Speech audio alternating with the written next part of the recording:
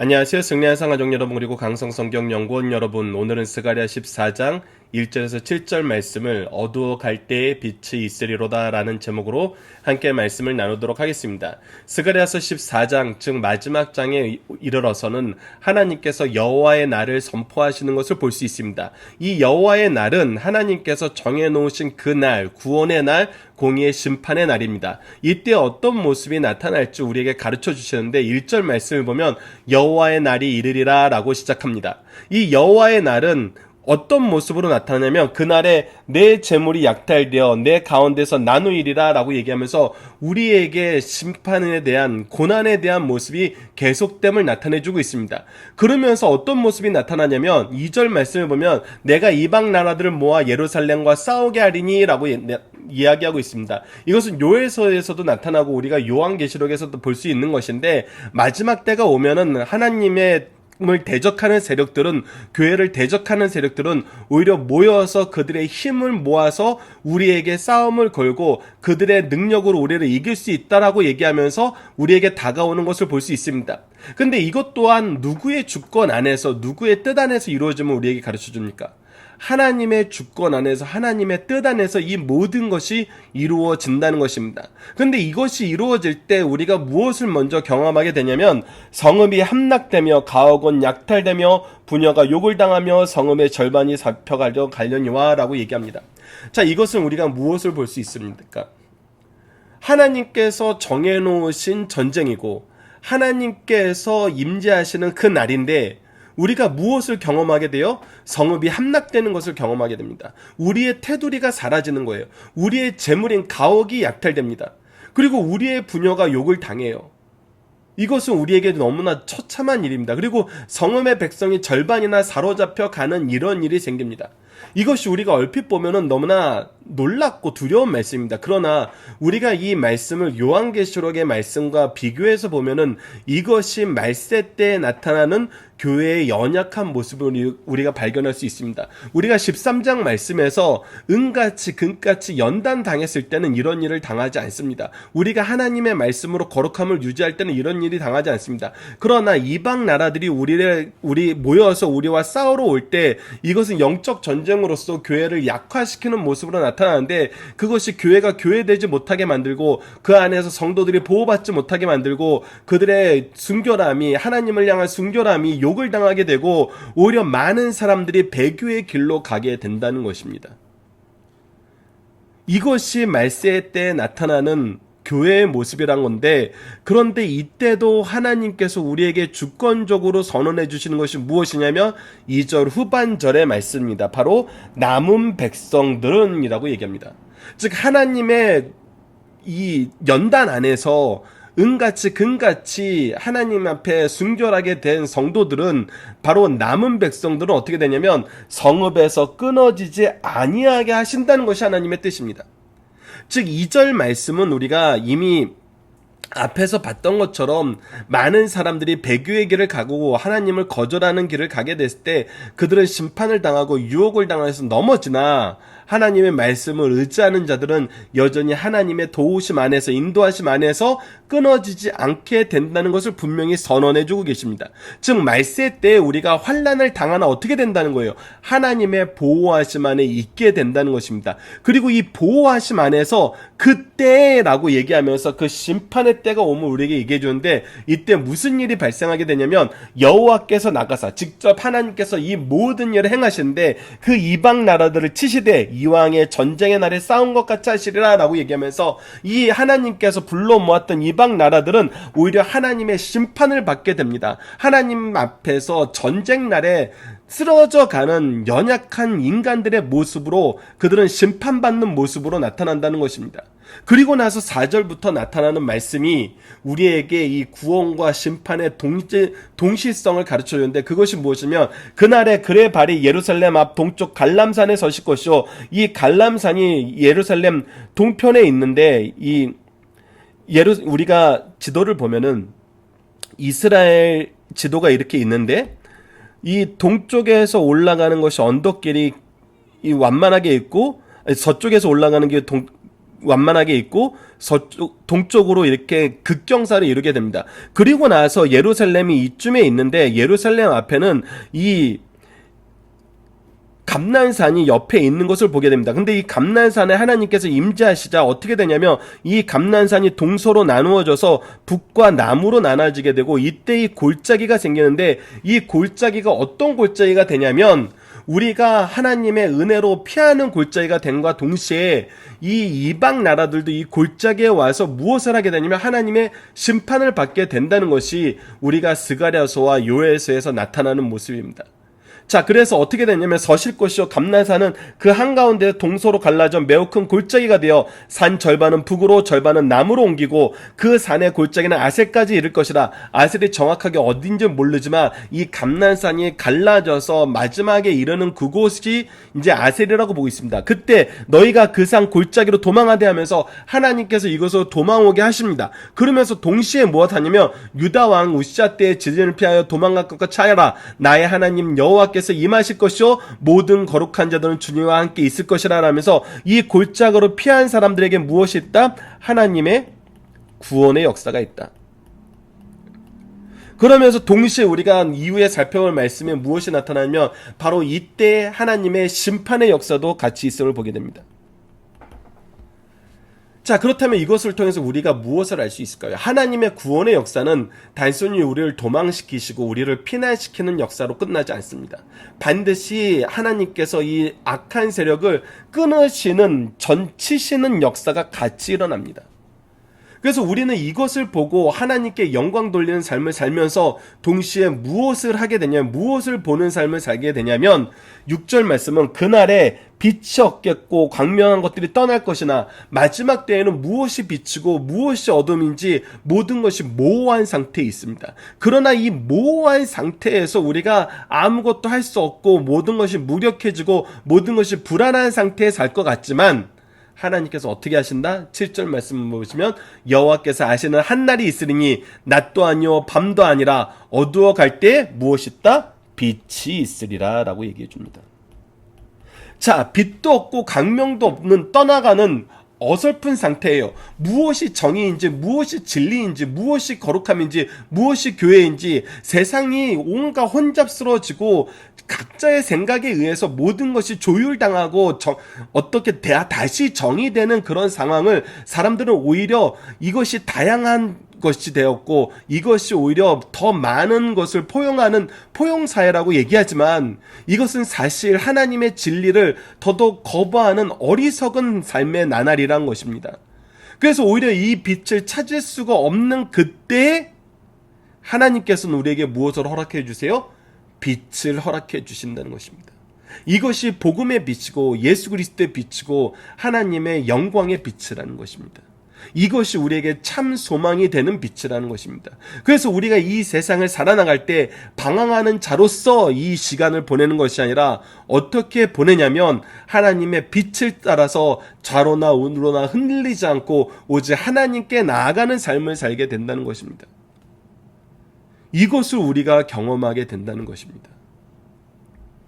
자, 본문 묵상하기를 보도록 하겠습니다. 여호와의 날에 무슨 일이 일어나게 되나요? 오히려 하나님께서 이방 나라들을 모아서 우리가 약탈되고 그 가운데 환난을 겪게 되면서 여러 가지 어려움을 겪게 됩니다. 그런데 이 어려움은 어떤 어려움을 우리에게 더더욱 상기시키냐면 요한계시록 때 나타나는 마지막 때의 교회의 타락한 모습을 우리가 볼 수 있고 이런 타락한 상태에서도 하나님께서는 어떻게 하신다? 남은 백성은 반드시 보호하신다. 이때 누가 우리를 위해서 나가 싸우시나요? 여호와께서 직접 나가 싸우신다는 것입니다. 우리가 싸워서 이기는 것이 아니라 하나님께서 싸워서 그들을 치신다는 것입니다. 모호한 시기에 우리가 방황하지 않는 이유는 무엇이냐면 여호와께서 우리에게 빛을 주시기 때문입니다. 이 빛이 있기 때문에 우리는 방황하지 않는 것입니다. 말세가 되도록 말세가 가까워왔을 때 더더욱 혼란스러운 것들이 많으나 이 혼란스러운 것 가운데 우리는 진리의 빛을 분명히 바라보고 나아가는 성도가 되게 하시겠다는 것입니다. 이것이 얼마나 놀라운 말씀인지 모릅니다. 이 세상에서 여러 가지 가치가 끊임없이 부딪히며 싸울 때에도 우리는 오직 누구의 말씀만 의지하면서 가면 되냐면 바로 하나님의 말씀만 의지하면서 가면 된다는 것입니다.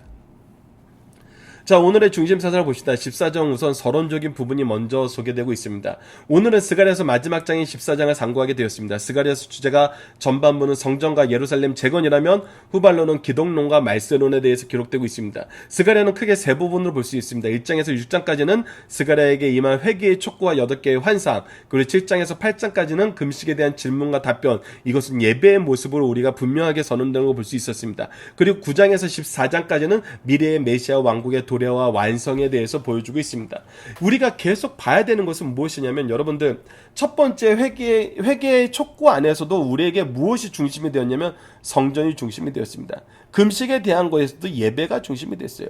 네 번째, 마지막 예수님의 메시아 왕국의 도래에 대해서 얘기할 때도 우리가 거룩한 성으로 표현되는 교회의 모습에 대해서 얘기할 수 있습니다.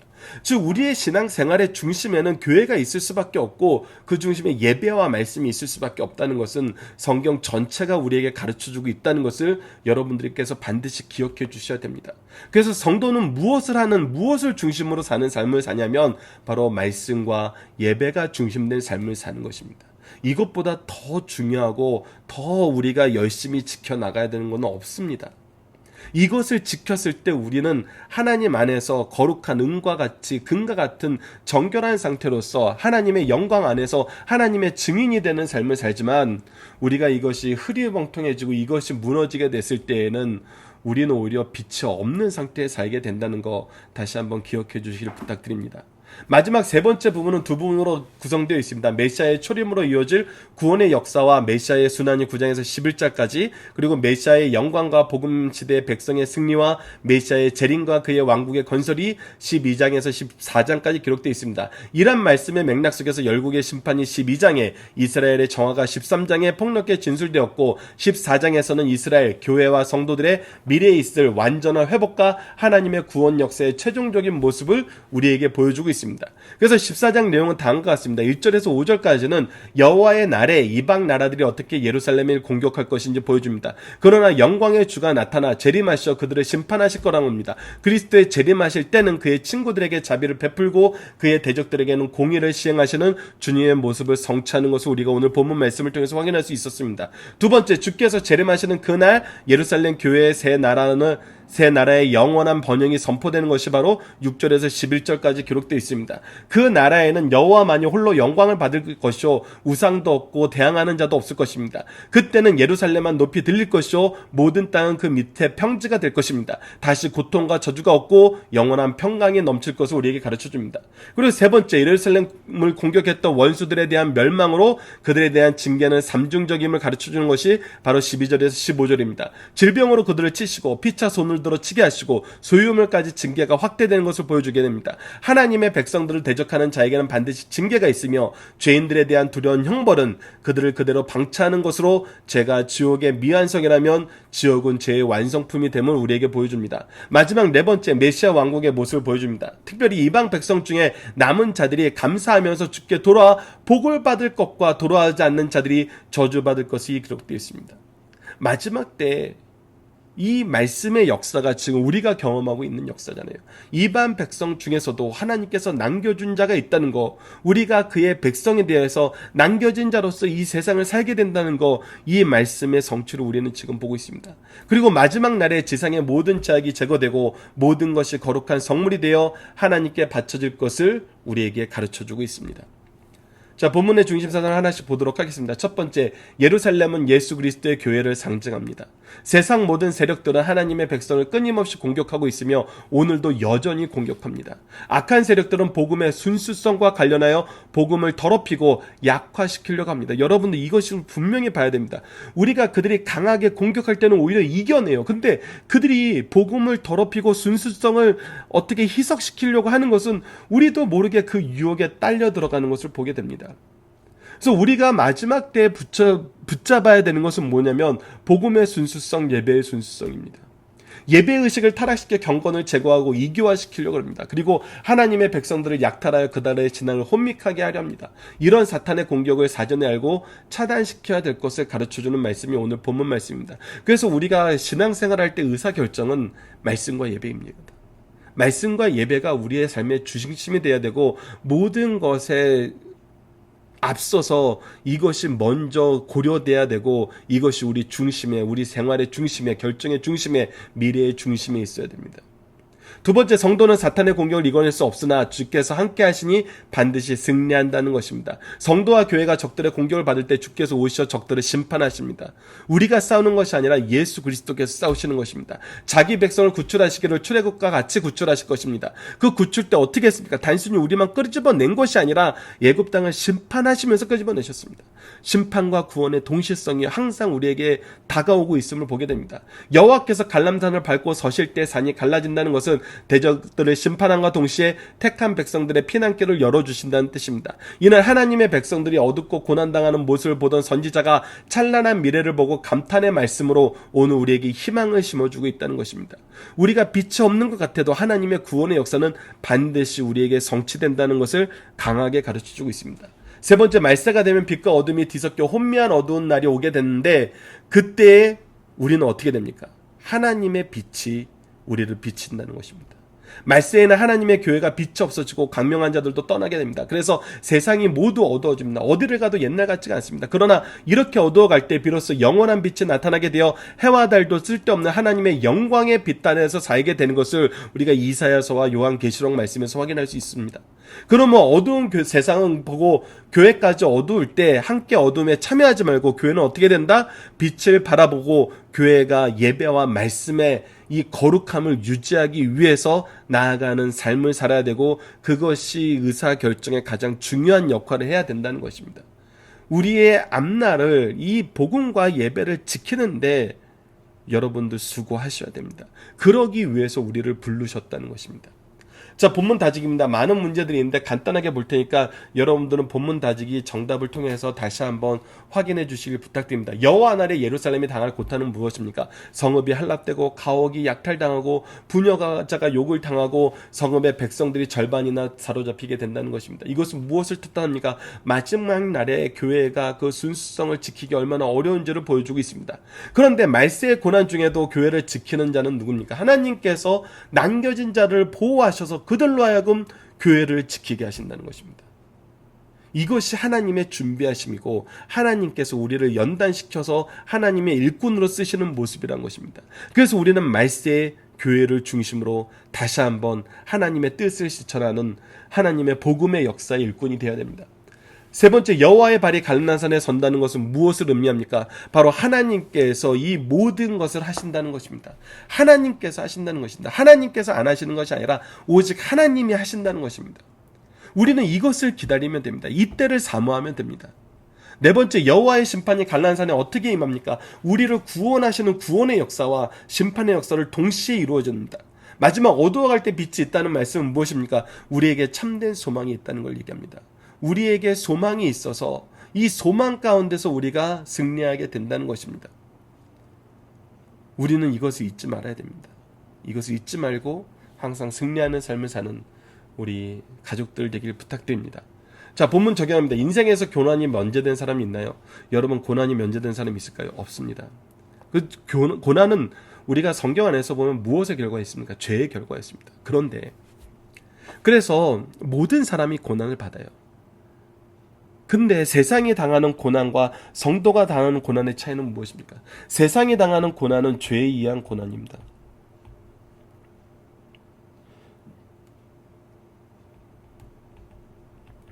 이거는 심판이죠. 그러나 성도가 당하는 고난은 무엇입니까? 복음을 위한 고난입니다. 복음을 위한 고난은 무엇이 있습니까? 영광이 있습니다. 자, 죄 때문에 당하는 고난은 무엇입니까? 사망이 있습니다. 복음을 위한 고난은 무엇이 있어요? 영광과 생명이 있습니다. 영생이 있습니다. 그러니까 여러분들 이것을 보면은 너무나 쉽습니다.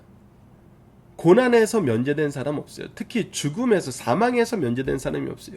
그럼 우리는 무슨 길을 갈 거냐는 겁니다. 죄로 인하여 고난받고 심판당하는 사망의 길을 갈 것인가? 오히려 복음을 위해서 고난을 받으면서 하나님의 영광 안에서 영원한 생명을 살는 이 고난을 받을 것인가? 이것은 완전히 다르다는 것입니다. 이곳에서는 승리가 있습니다. 이곳에서는 심판이 있습니다. 어느 것을 선택하는 것이 지혜로운지는 우리가 말씀의 교훈을 통해서 보면 분명하다는 것입니다. 이번 주 공동 기도 제목은 회개의 역사, 거룩함의 역사, 하나됨의 역사, 승리의 역사가 가득한 교회와 가정이 되게 하여 주소서입니다. 오늘 본문 말씀을 통해서는 인생은 죄로 인하여 고난이 면제된 사람이 없음을 깨닫게 하시고 멸망으로 가지 않고 의를 위하여 고난받으며 그리스도의 남겨진 자가 되도록 우리를 지키시고 인도하여 주소서라고 기도하는 시간이 되었으면 합니다. 또한 말세의 때가 가까울수록 더욱 깨어 기도하고 진리의 말씀을 의지하며 주의 산성에서 거룩함을 유지하는 삶을 살 수 있도록 인도하여 주소서라고 기도하는 우리 승리한 상 가족 여러분들, 강성 성경 연구원 여러분들 되길 기도합니다. 감사합니다.